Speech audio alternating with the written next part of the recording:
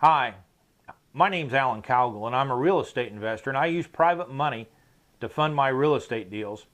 And as I'm teaching my students so many areas all over the country on how to be successful, one of the questions that they don't ask that I think they should is, what happens if there's a mistake made?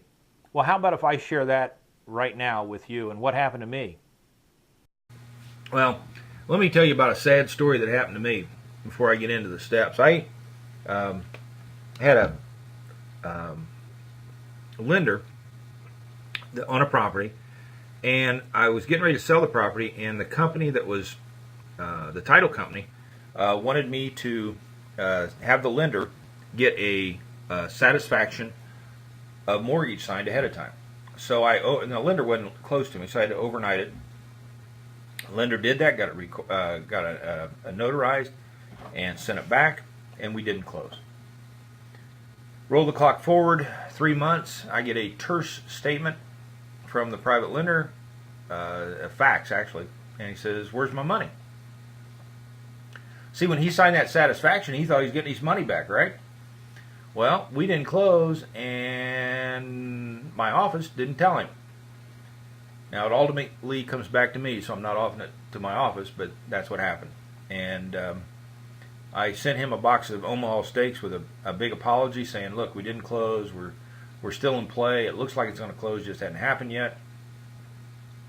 Well, we got ready to close, and my office had lost the first satisfaction, and we had to ask for another one. It wasn't pretty.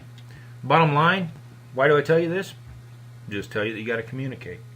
And it all comes back to you. You have to make sure that you or your office staff keeps your private lenders in tune with what's going on. I treat them like gold. In this case, we dropped the ball.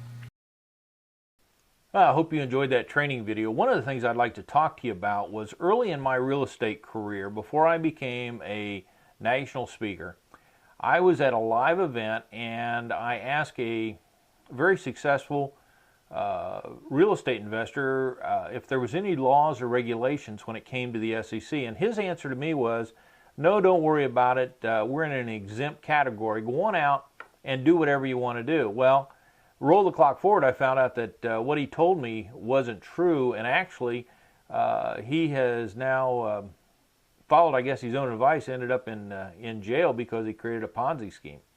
So when I started to teach, I realized that I needed to deliver accurate information to my students. So I paid an attorney to go out and research every state in the United States and gather up the information on the SEC and how it impacts real estate investors when they borrow money from private lenders. And coming out of that, I produced this little booklet. It's a 60-page booklet on the SEC compliance questions and answers.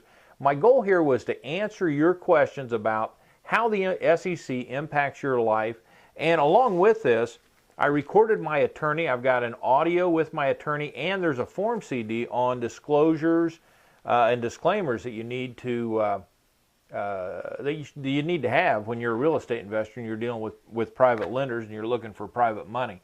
One of the things I'd like to have you do is go to privatelendingsite.info, not .com, but .info, privatelendingsite.info, and just take a few minutes to take a look at this. Maybe it's something that you should add into your library to make you successful, well, to your wealth.